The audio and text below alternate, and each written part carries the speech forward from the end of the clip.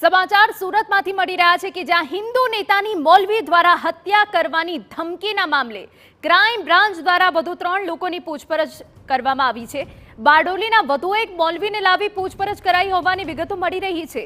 ગઈકાલે crime branch દ્વારા બિહારથી એક ઇસમની ધરપકડ કરાઈ હતી। ક્રાઇમ બ્રાન્ચ વધુ કેટલાક વ્યક્તિઓની પૂછપરછ કરી શકે છે તેવી વિગતો મળી રહી છે।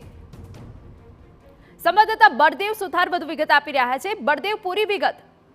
જે રીતે સુરત ક્રાઇમ બ્રાન્ચ દ્વારા સુરતના જે કઠોર ગામની અંદરથી એક મૌલવી જે છે તે મૌલવીની જે ધરપકડ કરી છે અને તેની સામે જે ગુનો નોંધાયો હતો અને તેની આધારે પોલીસ દ્વારા જે પૂછપરછ કરવામાં આવી છે।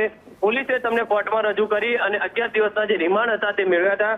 તેમની પૂછપરછની અંદર જે રીતે એક પછી એક જે વિગતો સામે આવી રહી છે કે તેના જે ગ્રુપનો એક જે ઇસમ છે તે નેપાળમાં કોન્ટેક્ટમાં હતો। જે વ્યક્તિ જે છે તેને શહેનાજ નામનો જે વ્યક્તિ હતો, જે મોહમ્મદ અલી મોહમ્મદ સાબિર નામનો જે વ્યક્તિ છે તેને સુરત ક્રાઇમ બ્રાન્ચ દ્વારા જે નેપાળની બોર્ડરથી તેને ધરપકડ કરી અને જે સુરત ખાતે લાવવા માટેની જે કામગીરી છે તે કરવામાં આવી રહી છે। ત્યારે બીજી બાજુ માહિતી મળી રહી છે તે પ્રમાણે બારડોલીના એક જે મૌલવી છે તેની પણ સુરત ક્રાઇમ બ્રાન્ચ દ્વારા તેમને પણ સુરત ક્રાઇમ બ્રાન્ચ ખાતે બોલાવી અને તેમની પૂછપરછ કરવામાં આવી રહી છે।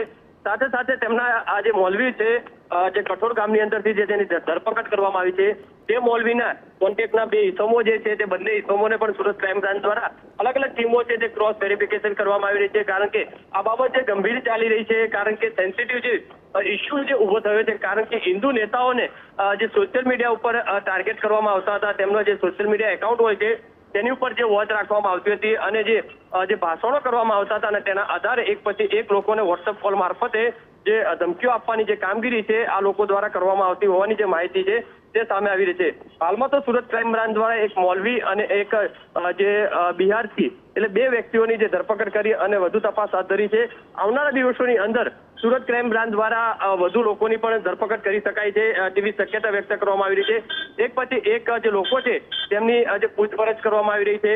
મહત્વની વસ્તુ એ છે કે બારડોલીના એક જે મૌલવી જે છે તેમની પણ શંકાના દાયરામાં હોવાના કારણે તેમની પણ પૂછપરછ કરવાની જે કામગીરી છે તે કરવામાં આવી રહી છે। બિલકુલ બળદેવ, ખૂબ અગત્યની જાણકારી આપ આપી રહ્યા છો। જે રીતે બારડોલીના વધુ એક મૌલવીને લાવી પૂછપરછ કરવામાં આવી છે અને આગામી દિવસોમાં હજુ કેટલાક લોકોની ધરપકડ થઈ શકે છે અને ચોંકાવનારા ખુલાસા પણ સામે આવી શકે છે।